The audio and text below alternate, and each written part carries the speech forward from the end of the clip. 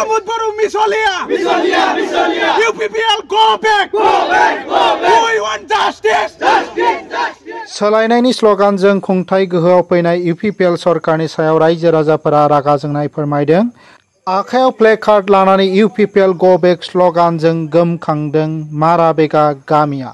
मोनसे गामिनि सुबुंफोर जायफोर माब्लाबाबो जौगानायनि मोखां नुफेराखैमोन बिसोर दिनै हेंथा खालामनो गोनां जादों। खालाइगावनि मुदैबारि विधानसभा बियाबनि माराबेगा गामिनि सुबुंफोरा गंसे दालां आरो फाक्कानि लामा लुबैदों। आसा खालामनाय बायदि UPPL सरकारनि दारै बेयो जाफुङाखिसै। गोबां बोसोरसिम सोरखारखौ खावलायसेयावबो जेबो दालां आरो फाक्का लामा जायाखै। बेल' नङा, गोबां MGNरेगानि बिथांखिनि धोनफोरखौ जाख्ल'नायनि अजद सिखांदों। হয়, মৰাবেগা অঞ্চলত প্ৰতিবাদ কৰাৰ একমাত্ৰ উদ্দেশ্য আৰু লক্ষ্য হ'ল আমি ইয়াৰে যিখিনি ৰাইজ আছে আৰু আমি ABMCয়ে একত্ৰিত হৈ আমি তাৰমানে ইয়াত যিকেইটা কাম হৈছিল MGNৰেগাত ইয়াত ব্যাপক ৰূপত দুৰ্নীতি আৰু আত্মহাত হৈছে।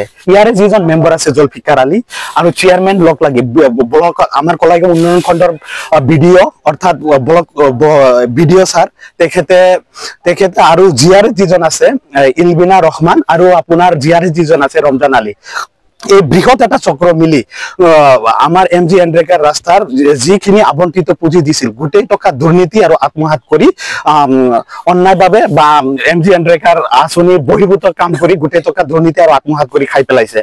যাৰ কাৰণে আমি গোটেই ৰাইজ আমি এতিয়া একত্ৰিত হৈছো, হৈ আন্দোলন কৰিছো। আমাৰ এই ৰাইজখিনিৰ আৰু আমাৰ সংগঠনৰ ডিমাণ্ড হ'ল বা দাবী হ'ল যে 30-40 হাজাৰ টকা যি কাম কৰি দুৰ্নীতি আৰু আত্মহাত কৰিছে সেই ধনখিনি আকৌ ৰিলিজ কৰি পুনৰ যাতে কাম কৰে। আমি ইয়াৰ আগতো RTI দিছিলো, এটা কমপ্লেইন দিছিলো, PD ছাৰৰ তাত দিছিলো, গুৱাহাটী কমিশনাৰ দিছিলো, BDO ছাৰক দিছিলো। কোনো ধৰণৰ আজি তাৰিখলৈ তদন্ত নহল, সঁহাৰি নাপালো। গতিকে আমাৰ যিজন মেম্বাৰ আছে যিজন জুলফিকাৰ আলী প্ৰত্যেকটো ৰেচন কাৰ্ডৰ নামত 2000, জব কাৰ্ডৰ নামত 1000, ঘৰ বনোৱাৰ নামত 10,000কে টকা লৈছে। আৰু MGNৰেগাৰ যিটো আঁচনি আছিল সেই আঁচনিৰ প্ৰত্যেকটো আঁচনি 30,000ৰ পৰা 40,000 টকা কাম কৰি ইয়াতে GRS ইঞ্জিনিয়াৰ আৰু মেম্বাৰ মিলি গোটেই টকা এনেকুৱা দুৰ্নীতি আৰু আত্মহাত কৰিছে। এইটো ক'ব গ'লে আইনৰ বাহিৰত কথা। গতিকে আপোনালোকৰ জৰিয়তে মই DC ছাৰক অনুৰোধ জনাইছো যে ইয়াত স্বচ্ছ আৰু নিকাভাৱে তদন্ত কৰি যিসকল এই দুৰ্নীতিৰ লগত জড়িত সিহঁতক কৰায়ত্ব কৰি জেল হাজতলৈ প্ৰেৰণ কৰে।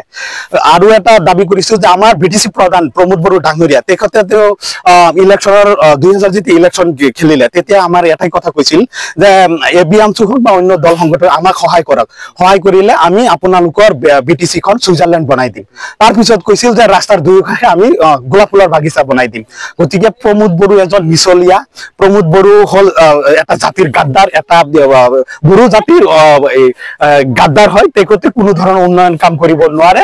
গতিকে আপোনালোকৰ জৰিয়তে প্ৰমোদ বড়োক এটা স্পষ্টভাৱে কথা সকীয়াই দিব বিচাৰি যে ইলেকশ্যনৰ আগত যি আমাৰ দুটা মেইন প্ৰতিশ্ৰুতি দিছিল, এটা হ'ল ৰাস্তা পকীকৰণ কৰা দিয়াৰ কথা আছিল আৰু এটা দলং পকীকৰণৰ কথা আছিল। কোনো ধৰণৰ কাম কৰা নাই। তেখেতে যে কথাত ফুলজাৰি মাৰে, কামত কোনো পৰিচয় নাই, এই কথাটো একদম আমি এতিয়া গম পাই গৈছো। গতিকে UPPL নামৰ দলটো আমি অনাগত দিনৰ কাৰণে অনিৰ্দিষ্ট সময়ৰ কাৰণে আমি নিষিদ্ধ ঘোষণা কৰিছো ইয়াৰ গোটেই ৰাইজ আৰু আমি ABMCয়ে। যদি জোৰ জবস্তি আমাৰ এই মৰাবেগা পাৰ গাঁৱত যদি বলপূৰ্বকভাৱে প্ৰৱেশ কৰিব বিচাৰে তেনেহলে আমি মহিলাসকলক হতুৱাই ঝাৰু দি ৰাস্তাত দাঁড়াই পিটা হ'ব। কাৰণ আমাৰ এটা শ্লোগান আছে বা আমাৰ এটা প্ৰিন্সিপাল আছে যে নো ডেভেলপমেন্ট নো ভোট। আমি গোটেই ৰাইজ মিলি এই সংকল্পটো লৈছো। গতিকে আপোনালোকৰ জৰিয়তে একবাৰ স্পষ্ট ভাষাত আকৌ সকীয়াই দিছো যে প্ৰমোদ বড়োৱে 2020 চনৰ আগতে আমাক কৈছিল যে আপোনালোকে BPFৰ দিনত যিখিনি আন্দোলন কৰিছিল, গতিকে আমাৰ UPPL চৰকাৰ অহাৰ পিছত যদি কোনোবাই দুৰ্নীতি কৰে, যদি কোনোবাই আত্মহাত কৰে, আমাৰ কৰ্মীয়ে হওক বা চৰকাৰী বিষয়ববীয়া হওক, সিহঁতক ধৰি এটাকে ধৰি ট্ৰাকত ভৰাই জেল হাজতলৈ প্ৰেৰণ কৰা হ'ব।